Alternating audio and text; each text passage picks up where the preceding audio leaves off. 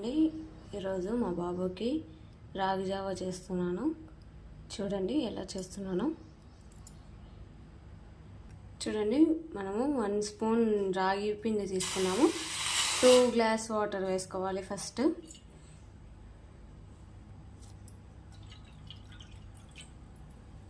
అవి బాగా బాయిల్ అవ్వాలి. బాయిల్ అయ్యేటప్పుడు మనం ఫస్ట్ కొన్ని వాటర్లో రాగి పిండి వేసుకొని ఉంటలు లేకుండా కలుపు పెట్టుకోవాలి. చూడండి, ఇలా బాయిల్ అయిపోవాలి. ఇప్పుడు మనం రాగి పిండి కలుపుకున్నాం కదా, ఆ వాటర్ వేసేసుకోవాలి.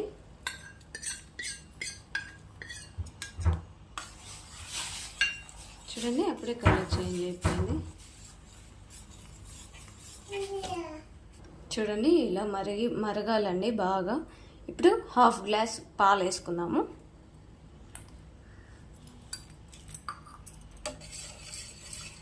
చూడండి, ఇది చాలా హెల్దీ ఫుడ్ అండి. పిల్లలకి, మా బాబుకి చాలా నచ్చుతుంది, బాగా నచ్చుతుంది. నేను షుగర్ అయితే వేయనండి, ఓన్లీ బెల్లం వేస్తాను. బెల్లం వేసి పెడతాను. అప్పుడప్పుడు ఇంకా తాగుకోకుంటే నేను చక్కెర వేసి పెడతానండి.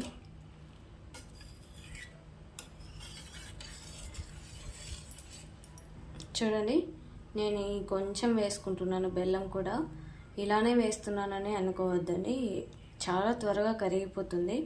బాబుకి కొంచెం త్వరగా కావాలి కాబట్టి నేను త్వరగా ఇట్లానే వేసేసుకుంటున్నాను.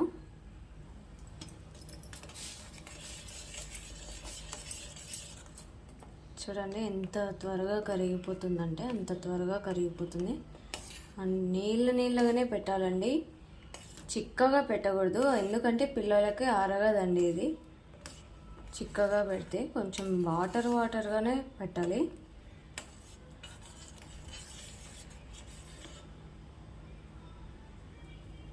చూడండి ఎంత బాగా బాయిల్ అవుతుందో. ఒకసారి ట్రై చేసి పెట్టండి మీ పిల్లలకు కూడా, చాలా బాగుంటుంది. చిన్న పిల్లలకి కానీ పెద్దవాళ్ళకి కానీ చాలా బాగుంటుందండి. అయిపోయిందండి. చూడండి ఎంత వాటర్గా ఉందో. ఇలానే పెట్టాలండి పిల్లలకి, చాలా బాగుంటుంది. చాలా నీళ్ళగా చేసుకోవాలి, తిక్కుగా అసలు చేయకూడదండి అసలు. ఎందుకంటే అరగదండి ఇది ఫస్ట్ మెయిన్. అందుకని నేను నీళ్ళగా చేస్తున్నాను. చూడండి, గ్లాస్లో వేసేసాను. మా బాబుకి ఇచ్చేస్తామండి. ఒకసారి మీరు కూడా ట్రై చేయండి. రాగి పిండి ఉంటే రాగి పిండి తెచ్చుకొని పిల్లలకు పెట్టండి, మీరు కూడా తాగండి, చాలా బాగుంటుంది.